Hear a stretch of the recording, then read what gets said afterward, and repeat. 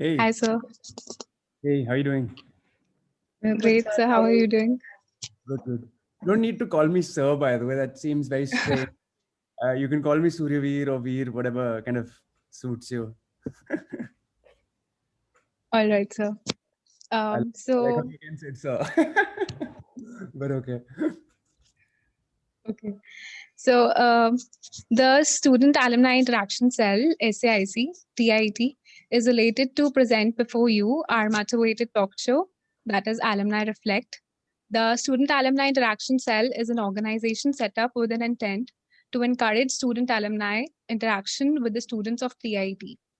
So we would like to welcome Mr. Veer Sood, who is currently working as the Vice President at JP Morgan, and he has also served as a senior analyst at Deloitte India.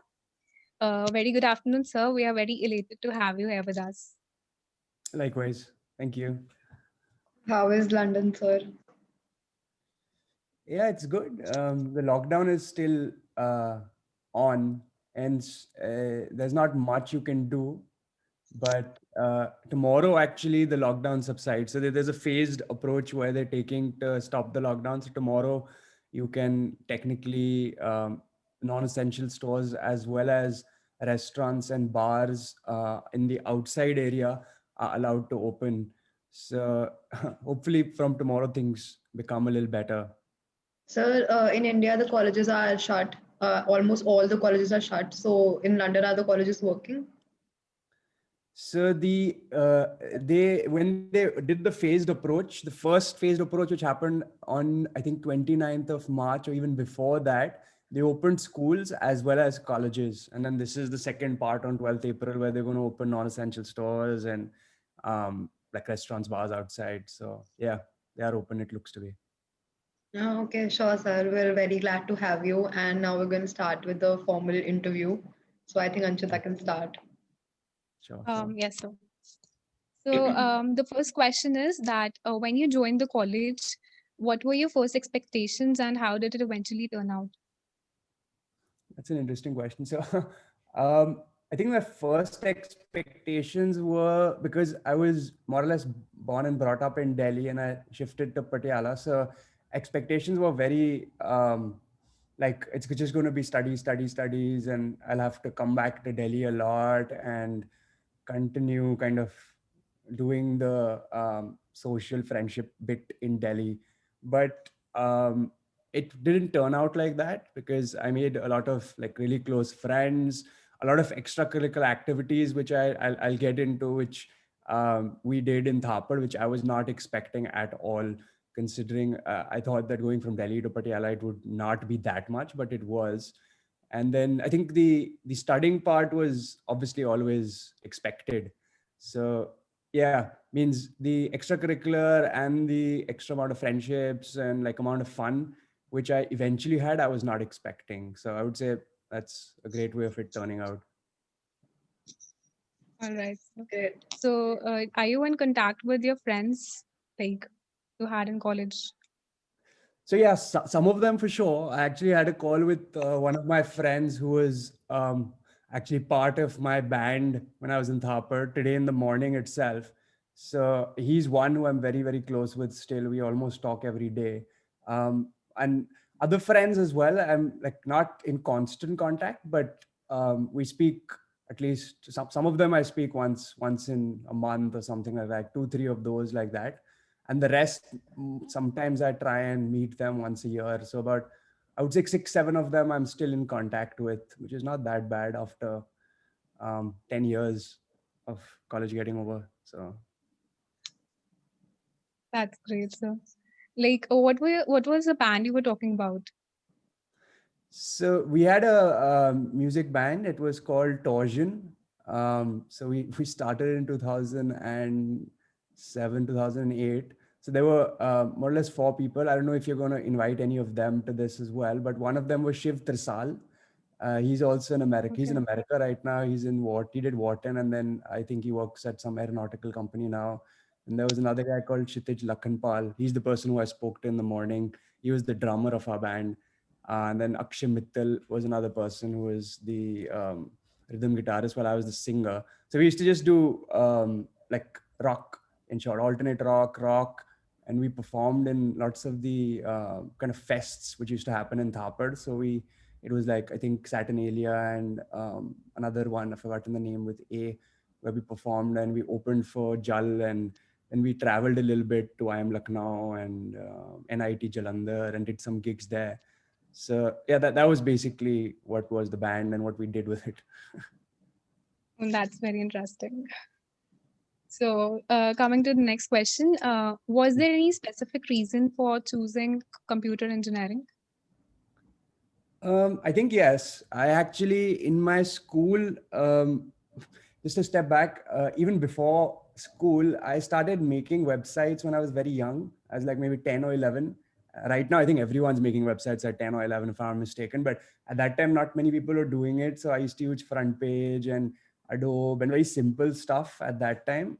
So I think my love for computer engineering started from there. And then because of that, in school, I got involved in a lot of these competitions, which used to happen all across Delhi, inter-school competitions for website development more, but then it translated into quizzing and crosswords and a little bit of coding as well. And when school got over, then it was like, everyone was like, you have to do computer engineering. That like doesn't, you've always done it. So I think that was the reason. So Engineering was your choice, like you always had this in your mind. Means I think so. At that time, because the computer science part of things was already in the path in school and all. So I think it was a choice that I wanted to do computer science. So yeah. All right, that's great. So could you share us some things that you learned from your very first job, like the job that you got right after placement? So yeah, my first job was at Deloitte Consulting, and that was as a business technology analyst, as stated. So I think learnings, first learning, which I still remember very, very vividly today. I didn't agree with that at that time, but as time has gone on, I think that is very correct. One of the senior managers came in. He was some IIM guy, etc., etc., and he was like, "Whatever job you get, if you think it's even beneath you, you should never think like that. You should kind of do whatever you get and do it with 100% like effort and certainty, because if you can't even do that small little thing, how are you going to do the big things?" I think I completely agree with him 100% now, but in retrospect it sounds very good. But it's completely true that you have to, like, anything which you get to do, you should do it like with 100% instead of thinking it's too small for you, etc., etc. I think that's one. The second thing in Deloitte would be that they used to put a lot of pressure on like networking and like storytelling, influence, all of these like softer skills. And I was like, obviously, computer engineering, most people are like very, very technical. They don't even care about all this. So at that time, I was very similar to that. And I was like, why are they trying to push all of this? But I think as you go along your career, you realize those skills are extremely important. And I did learn a lot of it, I think, at Deloitte.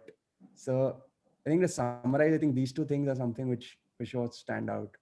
Yeah. So, sir, if I'm not wrong, after Deloitte, you joined a company called Gempor, if I'm pronouncing it correct. Yeah. So I started that company actually. So yes. So, the fact that you co-founded that company, what pushed you to go to Cornell, even though that you founded a whole new company by yourself? Yeah, so I think I already had like a structure and strategy in place, which was at Deloitte when, because I personally didn't like that job. It was not for me, but some people did. So it depends. So after a year there, I didn't want to continue. So I decided that I'll do something else. And because I'd done the whole, whatever, website building, etc., and I'd got lots of visitors, I was a very product oriented person. So when two friends at that time coincidentally reached out to me saying that we want to start something hub, this is the idea, what do you think of it? I was like, I'm game, because I don't want to continue here, and I don't know what I want to do as of now. So I'll take this opportunity. But I also told them that as a fallback, I'm a little risk averse.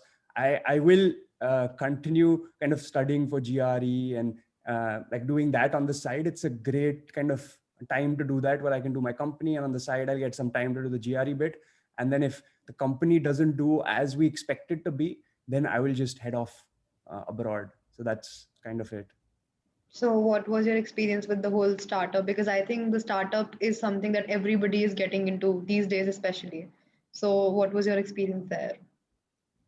So personally, my experience then was that we were very, very ahead of the game, because we started our company in 2012. We incorporated it, and the startup boom in India had not happened. We were reading TechCrunch and or Engadget and Verge and all this, trying to understand what's happening with Uber all around the world, and hence we decided to make the digital platform. But when we went ahead and tried to sell that, because it was a very niche market, it was a B2B for jewelry, which we were trying to kind of get into.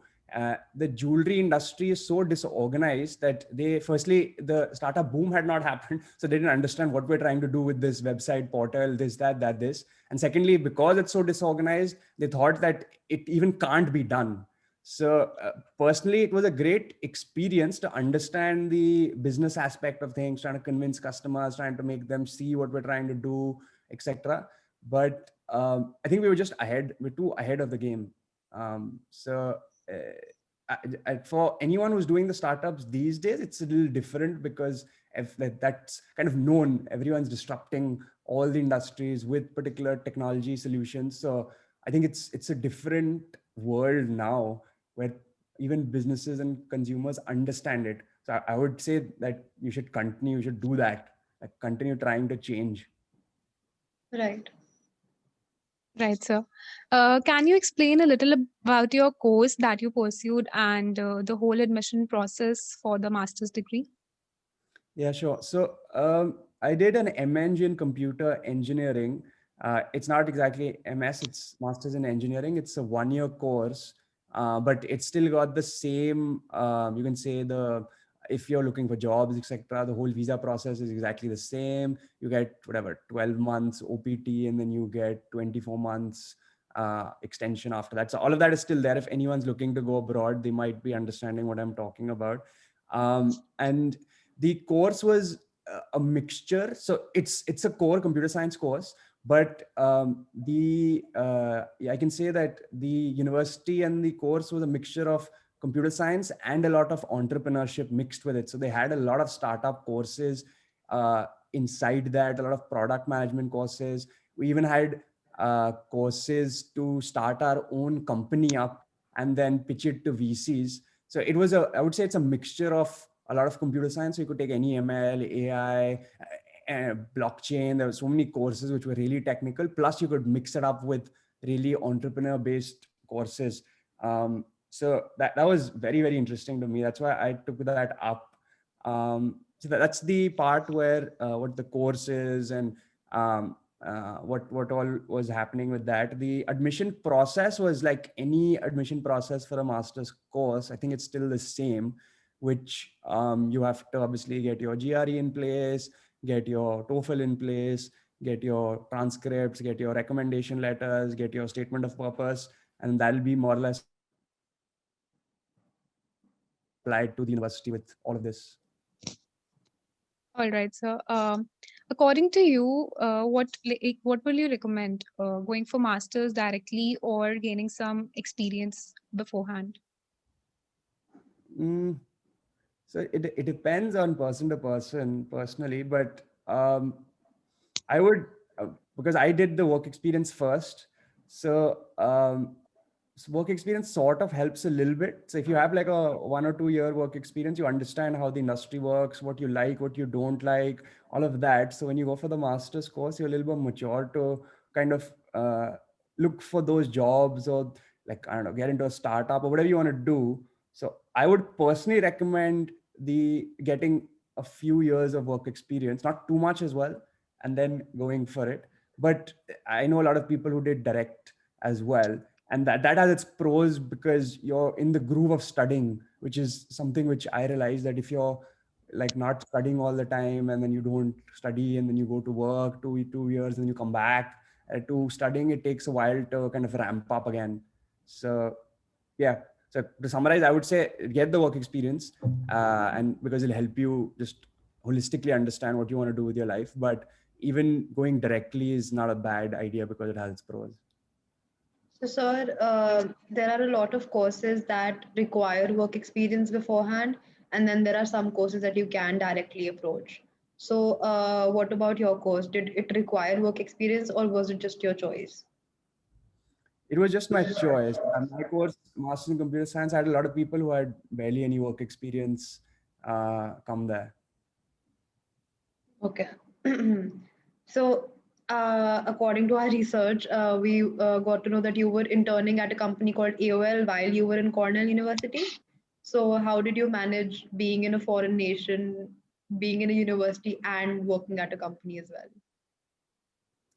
Yeah, I mean, it was a little strange when I reached there because the course is 1 year long. It's actually less than that, but uh, I can say that it's just strenuous. As soon as you reach there, doing this in 1 year, you got so many courses. Plus, you have to do this thing on the side as well.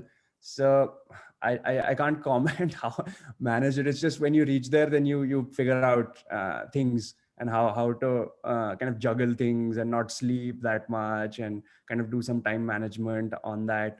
So that's kind of what happened when I reached there. Yeah. So, did you end up in JP Morgan because of Cornell placement, or did you apply over there? So to answer your question, it was I applied myself, and the other part which I want to kind of put forward is that at Cornell and all, they're not exactly placements like the way Thapar and anything in India works. They have in America something as career fairs where they do get all companies lined up at Cornell's campus, etc. But it's not kind of that 10 people are going to get selected or 5 people are going to get selected, and it's not that kind of a way how it works. It's more on the lines of you can submit your resume to them, you can talk to them, explain to them what you're looking for, and then if they like you, then they will reach out to you and kind of interview. And some people had interviews on the spot at the campus, but there were very few. Most of them was like you gave the resume and then they reached out to you after like a few weeks when everything was done with the whole career fairs, and you were just dealing with them directly then. Right. So when you were working at Deloitte, you were working as an analyst, and JP Morgan, some JP Morgan also has a job for an analyst. So how is JP Morgan for you different as compared to Deloitte? So I would say that Deloitte is a very, at least my role, I think that most of it is like that in Deloitte, but they're not extremely technical. Most of the roles, because what I was working on in Deloitte was like it had all these CRMs, so Siebel and Salesforce and like Oracle Cold Fusion, and that was like you had these softwares and you were like just I don't know, dragging stuff and creating stuff like that and doing like little amount of coding in these softwares in their own language. This was what kind of domain I was set into, but there were other people who were in Java and they were in some other stuff as well, but there also, from whatever I know, it was not that technical. So the JP Morgan part is much more technical, where it's like just you're more or less coding all the time. And uh, on top of that, I think JP Morgan's business part of things, because it's very financially oriented, is much more as well. You learn much more because we are dealing with like different asset classes all around the world. So we're dealing with exchange rate derivative, you're dealing with equities, you're dealing with fixed income products, and you're dealing with index ETF. So I think you get a mix. If you like that, you get a mix of the technical aspect of things, of the coding. We're doing lots of cloud and microservices architecture, Netflix OSS, and you get the mix of the finance. While Deloitte was just giving like this, I don't know, not like semi-technical thing to drag drop stuff, and the business angle there, personally, I felt was very less. So yeah, I think if that answers your question. And sir, since you've worked both in India and in London, so how do you feel like the change in the working environment of both the offices? So personally, at JP Morgan, I've not worked in India. I worked in Deloitte in India, and then JP Morgan, I've only worked in New York, Glasgow, London. But if the question is more that the Indian environment itself, work environment, regardless of the company, um, it's different 100%, because in India, I don't know if it's still like that now, but at my time in India, there's a lot of hierarchy, which is like, it's rife, where like you pointed out, the sir and all of that, and then you have to always look up if someone's at a senior level, while in America or in the UK, it's not like that. It's like everyone is, I wouldn't say equal, but even if you're at a junior position, you still have a voice, and you can kind of challenge a person who is much higher up than you, like EDs or MDs as well, saying, I don't think that's correct because of ABC reason. And personally, I think that's a great way, because then you come to the correct answer instead of kind of just deferring to authority, which could be the wrong answer. Right. Right, sir. So how has your experience been in JP Morgan till now? So I think till now it's been pretty good, because I was all. This is also another thing, but I was always inclined to finance in Thapad. Also, apart from like the technical part of things, I used to keep reading about subprime crisis and what are CDOs, CLOs, all of that part. So I think it was a good fit for me when I got the job, and JP Morgan itself is a very, I would say, a good company, where they do kind of push you to learn. So they've got a lot of learning material there.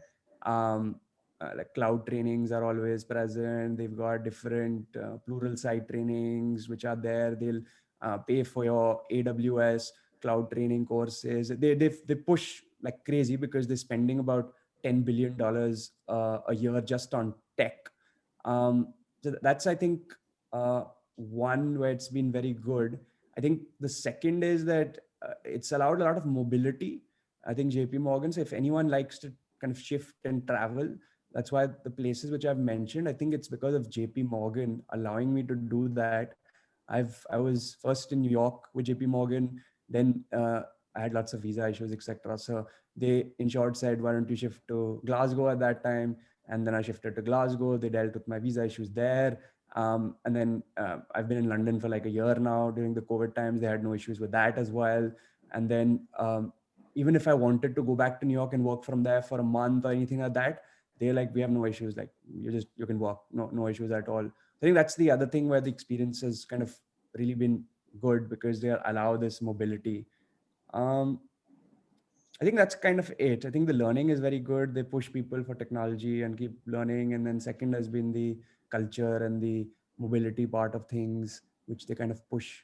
So I think it's been a good experience. So, sir, talking about that, how has your journey been from being a senior associate to vice president?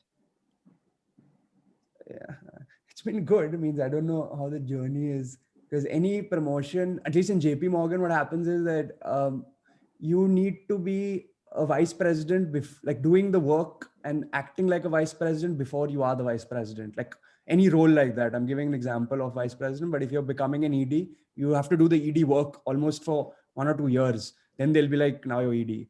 So personally, I think it maybe 3 years or something, 3.5 years or something. I went from senior associate to VP, but for 2 years I was anyway doing the VP stuff. So it's been good. It's been pretty strenuous, because you need to any job. Personally, I feel there is a lot of this influence and marketing and politics and all of that, which you need to do. So that is something which I think learned when I reached and I was trying to do this promotion bit. And yeah, it's been a good experience to understand the intricacies of this corporate world. So, sir, as you just right now mentioned that, even during Corona times you're in London, how has pandemic affected your work? And if not so your work, your life in general? So I think in the beginning it was very difficult for work and life. Because I think for everyone, I don't think it's only me, it's such a shock and you don't know how to deal with it. And I personally did not like working from home in the beginning. I used to prefer going to office, having people around, asking questions, kind of, I don't know, you get, it's a vibe of working which you get at work, which you can't kind of get in Zoom calls and all of that. So it was difficult in the beginning for sure. But then I think at least I and other team here adapted pretty well. And we were kind of told, whatever you need monitors, you need this, you need that, chairs or whatever, get it right now because we don't know what's going to happen. So I think after all of that was done, where at least I set up everything properly so that my home becomes like a proper working station. Work has become better. It's still little different, but it's for sure better there. So that's one at the work aspect. I think the second thing in the work aspect is now it's just a problem. I feel there's no boundary. So earlier, at least, it used to be 9 to 5, 9 to 6, whatever, 9 to 7. You're working, and then that's it. And you come back home, and then your computer's not there. Nothing is there. You don't log on. You're like whatever, doing your own personal life thing. But now it's like you're in your house and your computer's there. So sometimes the hours become a little crazy, even though no one is telling you to do it, but you generally just do it because you're at home. What is the difference? It's on the laptop. I think that's not very good, but that has also been a change in the work. So that's the work aspect of things. I think the personal life aspect of things has been I used to travel a lot. All of that obviously stopped, so it's kind of impacted what I do.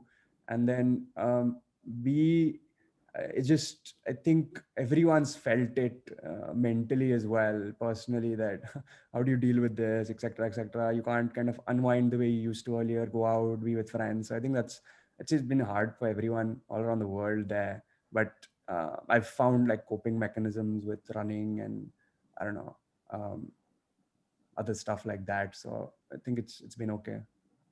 Okay, sir. So we've heard a lot that in companies like JP Morgan, there are investment bankers that work 80 or 85 hours a week. So is that a rumor or is it true?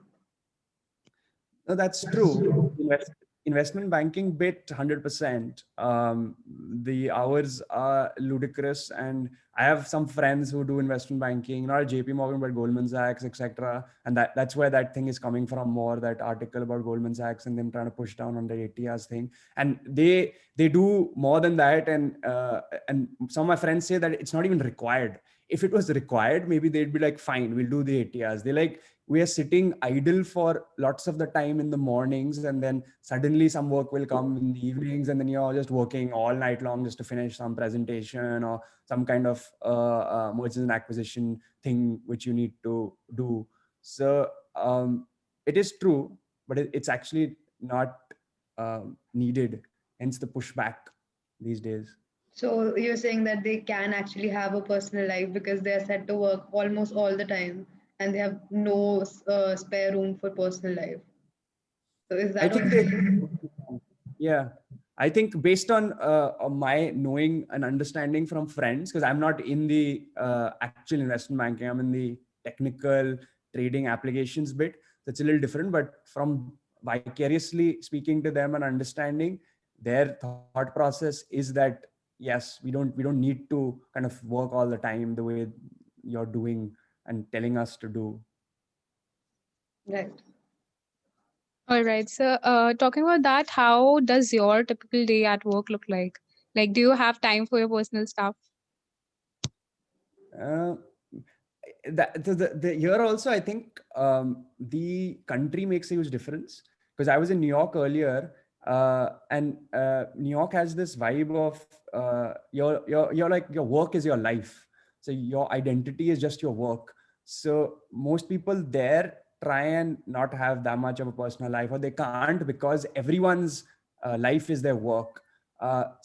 When I was there, it used to be a little more difficult, but since I've shifted to UK, the culture is a little different, where they actually, as I term it, they work to live.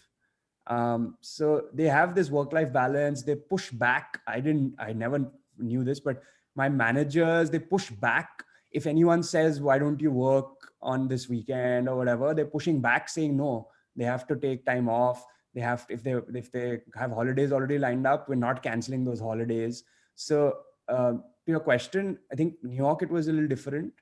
Here, it's been way better because of the culture itself, which kind of pushes that you should take time off, should do this thing.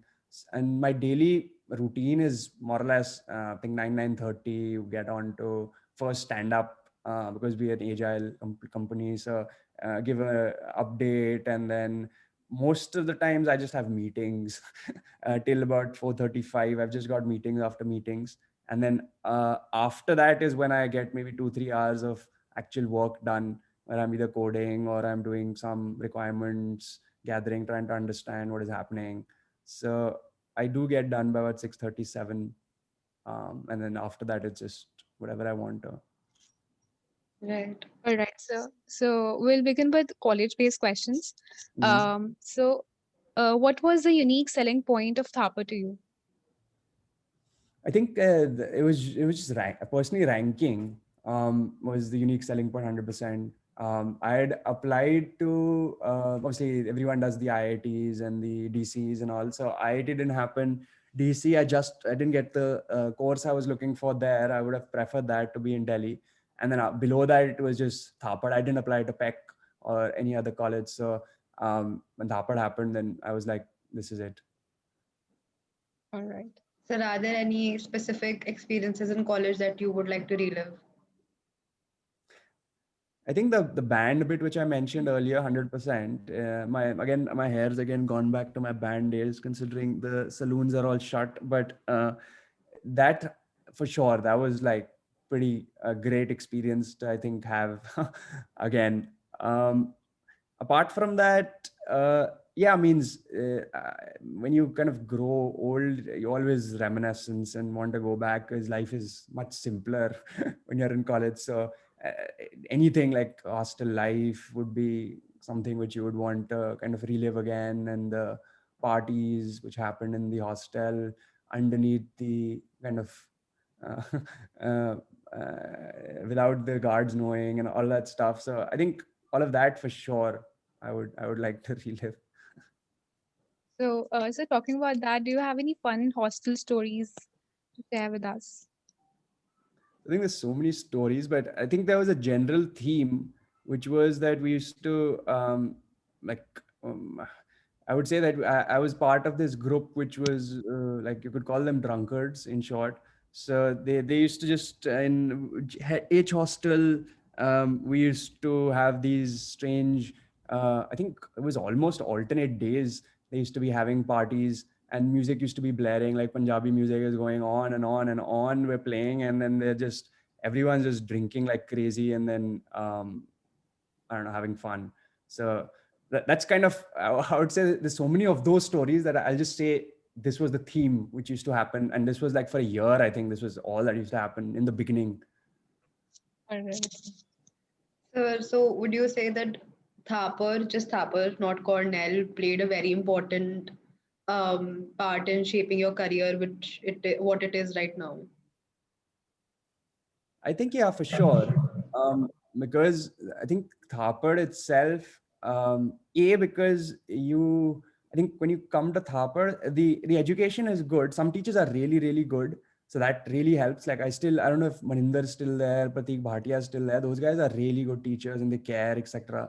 So those guys really, I think, helped kind of put this mindset into learning and understanding and doing whatever you have to. So that really helped. Second is, I think the facilities in Thapar are pretty good. Yeah, I've seen the Cornell facilities, seen the Thapar things. Obviously, it can't be compared, but I think Thapar had very good like labs over there. Everything used to kind of sort of function. You could go and ask for anything else which you wanted to install, not install. So that helped you kind of inculcate and this learning environment to improve your technical skills. And I think the third would be I think the place and the vibe.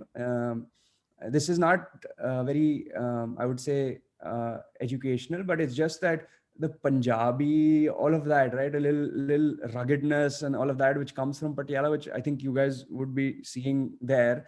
That sort of helps in life itself, because you'd see so much nonsense in Thapar with that crude mentality there, that in life, when you go forward, you'd be like, this is nothing. I've done Thapar. So I think that all these 3 points would be pretty good, kind of how Thapar has shaped my career itself. All right. So, what were your favorite hangout spots in and outside the campus? Um, so hangout spots inside campus, I would say would have been, I was in the more or less the music room all the time. I don't know if it still exists on Art, where there was drums and everything used to lie there. And so that was my favorite hangout spot for sure. Um, Outside campus, I would say there used to be places. I don't know if they still exist, but there was Khan Sama. I don't know if it still exists. A very good eatery there. There used to be another place which had, I've forgotten the name, but it used to have this dish called Murg Masalam. Forgotten, it's some garden used to be there, where we used to sit and eat a lot of really good food. I think that's the other place outside campus. And I think CCD was very, very big at that time. That just opened. Everyone was at that one CCD. I don't know. Now there could be a zillion things. So we used to be there as well a lot. And then I think the fourth place, some new hookah place had opened up, and that was like the rage. So all of us used to keep going there as well. I think these 4 were outside. Yeah, from what I remember. Any of those open? I don't even know what. Half the place that you mentioned, we don't know. Plus, maybe there are there because we've just been in college for 7 months and then we came home. So maybe, but Okay. the amount that we ventured in 7 months, the only place you know is CCD. So yeah, Okay. that. Fair enough. Interesting. So were you a part of any college societies? Like, like we are a part of SAIC. And what were the some learnings that you got from there? So yeah, I was part of Mudra for sure because of the music stuff. I was sort of kind of doing things with them, and then I was semi part of the quizzing club, which was there. There was Litsock, which was there. I used to try and do specific things in that, but I don't think I was that I would say invested in both of those. I think the music thing used to be my main thing, which I used to always keep doing. So that was more or less what I used to be completely into on the side of studying. Yeah. Right. So according to you, does CGPA or attendance really matter in long run? This is an interesting question. So I think I'll break it down. There's CGPA part and then there's the attendance part. So I can say the attendance part, I knew a lot of friends who never used to go to class, and they used to have 9 point and 10, and like they used to study from the book. So that itself empirically proves that attendance does not matter if you can just read and do all of that directly from the book. And retrospectively though, I think that if you just wanted to do that, like I don't know if you want to, why did you go to college then, is what I think. Like we just want to never go to college class and just read from the book. If it's just to get a job, then it doesn't make sense. So hence I would say that attendance empirically does not matter for you to get a good grade or whatever, but you should still try and attend. And if you can read from the book, maybe you should go further and try and learn even more, and maybe like drill the professors. That's where the attendance should be used. Then question them more, learn more than whatever you're already learning, because that will eventually 100% help you. Because once you go from Thapar to like a Cornell, the difference was huge jump, because you're not being taught exactly that. So it might be better to kind of attend classes there. I would say that's the answer to attendance. If you want to learn and do stuff, if it's just GPA, you can do it not attending as well. The GPA part, if it really matters, it depends on what your ambitions are. Because if you're trying to do a master's, if you're trying to do I don't know, IIM, CAT, all of that, as you guys know, that all of this does matter. Sadly, in both the American colleges as well as the Indian colleges, I think even more. So you should try and strive and get a decent GPA at least. I'm not saying like you have to get 9.9 or something like that, but try and at least keep it at 8 plus. That will 100% help you. Also, caveat there is I did not, my GPA wasn't that high. So my GPA was a 7.3. So if this helps anyone, it'll be good that you can have a relatively low GPA and still kind of do all this stuff. But it would have been way easier for me. That's what I'm trying to tell people. If my GPA was just higher to get into colleges, to get into whatever I wanted to. So I think keep your GPA high. That'll really help you. So, sir, I'm sure you're part of a lot of festivals in Thapar because Thapar celebrates everything in a very pompous way. So, which was your favorite festival or event in Thapar? I think festival wise, I think it's going to be Diwali at that time. So that used to be pretty cool.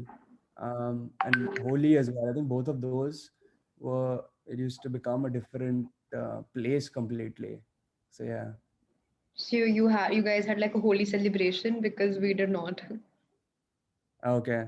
No, we used to, cause it was, I don't know if it's related to the Thapar doing anything, but it was like our friends and everyone used to go crazy itself inside hostel. So those festivals used to become something else with, I don't know, there used to be lots of rang and alcohol and this and that. So it was good times. Right. So now we're going to continue with the rapid fire question. You have to answer with what comes in your mind. The first thing Sure. that when Anshul asks the question. Sure. Right, sir. So, if a book was written about you, what would you like its title to be? Specialization is for insects. That would Okay. be the title.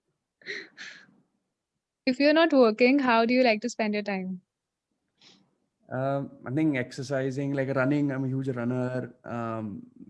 Reading, I read a lot of stuff, and I think music has always been a part of me. So, listening to music, a lot of different genres, singing, etc. Watching football. I think I'm a huge United supporter. That's one of the reasons why I shifted to UK. So yeah, that's kind of it. So, if given an opportunity to go back in time, what is the one thing that you would like to change about yourself? I think I don't know. Personally, it comes back to the GPA part and all that stuff. But I think be a little more serious when I was in Thapar. It have for sure made life much simpler and easier moving forward. All right. What is the one principle that you abide by till date? I think it's don't give up. It's a very strange, trite thing to say, but I think I follow that. Like you can do a lot of stuff. People will keep telling you that this can't be done because the GPA is low. This can't be done because that can't be done. But if you continue kind of pushing, stuff will happen. All right. What is the one piece of advice that you would like to give to the youth today? It's sort of, I already gave one piece of advice, but I'll give another piece of advice, which is I think the learning part of thing is very, very important. I sound like an old man now, but when you're in college, people think that you just get your GPA and you'll be out of college and you can stop learning and just get the job and whatever, do the startup bit. But I think learning is it's a process which you need to do every day in life. So you should continue doing that regardless of outside college, when you get out of college or not. So means keep learning every day. That's how you're going to be ahead of the curve. All right. And what would be an alternate profession if you are not currently working, like which you Yeah. are presently? So it's a interesting thing which I put up right now. I don't know if you guys know, but the CEO of Goldman Sachs, his name is David Solomon. He actually moonlights as a DJ. So Yeah, I didn't know that. yes, and he's a good DJ. He's like opened for chain smokers and all of that. So I think it would be on a similar lines. It'd be like a DJ or some kind of a musician or something, because I'm very, very into the music scene, as you guys know. So So, sir, you mentioned that you're a runner. So, did you ever plan on giving the Olympics audition? Like an Olympics, actual athlete? That's stretching it, but that's not going to happen. But the good thing was right now, right? There's a very interesting challenge which happened. I don't know if you guys know about it. There's a guy called David Goggins. Yeah, I Have you know. heard of him? Yeah. Okay. So he started a challenge in March 5th, which was called 4x4x48, Right. or you've heard of it. Yeah. So I did that. So I Okay. finished, I ran four, that just for everyone who will listen to this or whatever. I did like 4 miles every 4 hours for 48 hours. You have to do that. So you finish Right. like 40 miles in less than 48 hours. So I did that. And because of that, my ambitions here it's still, this is up in the air, but it might be to finish the Ironman triathlon, if you guys know about that. But that's kind of it where it will stop. I don't think I'm going to do anything with Olympics, so I might be stretching it. Were there any The other band, sports? Sorry, please yeah. continue. Also about the band, like, is there any name which you have thought of, like this I would like to name it? Or if you had the band which you had in Thapar, did you name it any? What do you mean? Like, what do you mean by Was there that? any name, particular name for your band? Oh yeah, so the name was Torsion, Torsion. There's lots of videos online as well in YouTube. If anyone's interested, you can see that. And we also Mhm. used to be on the Thapar's homepage at one point of time, singing or something like that. All of us, and I think means that was the reason, and it's just a very kind of physics-oriented name which Shiv came up with. Actually, that's why we chose it. Right. So, sir, the last part of the interview is like a very weird game called this and that. You just have to choose one. I'm going to give you two options. You have to choose any one. So, Okay. Netflix or any other streaming platform. Netflix. Morning person or a night person. Now I'm morning person. Vacations in India, like getting to know India better or abroad. I am a Europe person, so broad. Attendance when you were in college, attendance or sleep. Sleep for sure. What did you prefer, G Block or Jaggi? Jaggi. Okay, so lastly, do you like to stay inside or go outside and socialize? Outside, like, especially in COVID times now, for sure. Outside. So you are like a outdoor person Yeah. and you could name yourself like an extrovert. I would say 100%. Right. That was it. Thank you so much, sir. I hope you enjoyed as much as we did. Yeah, that was And good. I wish we could also kind of experience what you experienced in college, considering we're at our place, at our home, and just giving online assignments. So I just hope. Interesting. Yeah. So you've just joined Thapar, in short. I thought, is that No, sir, we're gonna enter our third year in 2 months. you're into your third year in 2 months then?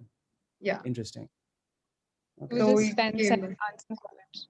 yeah, just Hmm? 7 months, and then we We came had back. a very short life in college. Okay.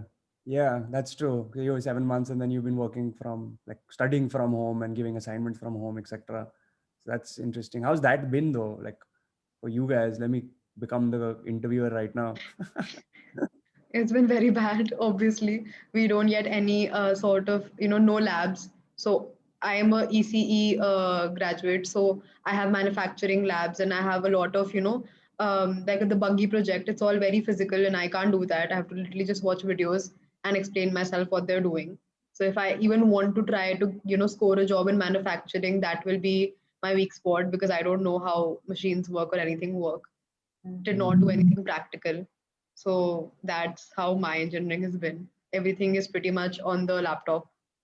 So, and plus we don't have any books. So everything is on laptop. So our eyesight's also pretty much suffering.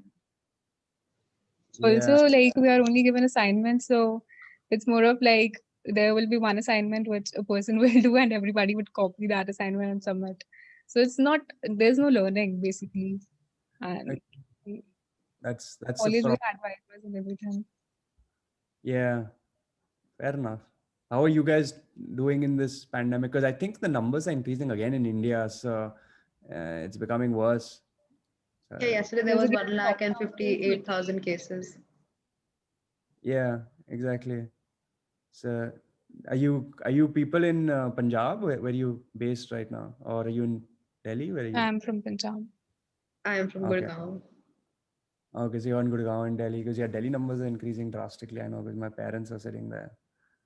Interesting. Okay. Let's Right. see what happens. Hopefully everyone, it all kind of stops, all of this very dream-like state we're in, and we go back to normal life soon once vaccinations are in place for everyone. So fingers crossed. Right. That was Hoping for great the having best. you, sir. Yeah, Yes, like sir. It was very informative session as well. no issues. Thanks a lot for having me. Thank It was you our so pleasure, much. sir. Thank you.